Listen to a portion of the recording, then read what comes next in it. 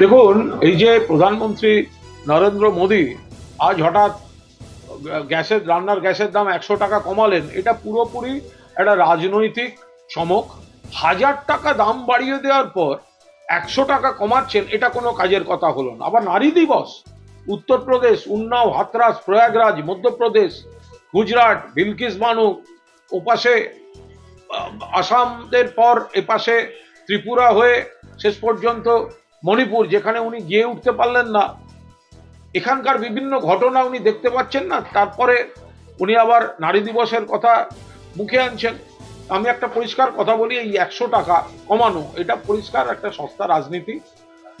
ভোটের পর বিকল্প সরকার আসবে, আর সেখানে যদি তৃণমূল কংগ্রেস পলিসি মেকার হয় এবং নীতি নির্ধারণের জায়গায় থাকে, তাহলে অন্তত 500 টাকা দাম কমিয়ে দেবে রান্নার গ্যাসের। আর অন্যদিকে যদি আবার কোনো কারণে ভারতীয় জনতা পার্টি আসে, তাহলে এই 100 টাকা দাম কমানোটা আরো 3 গুণ দাম বাড়িয়ে মেকআপ করে নেবে। মানুষ এটা বুঝছেন যে এটা ভোটের আগের নাটক।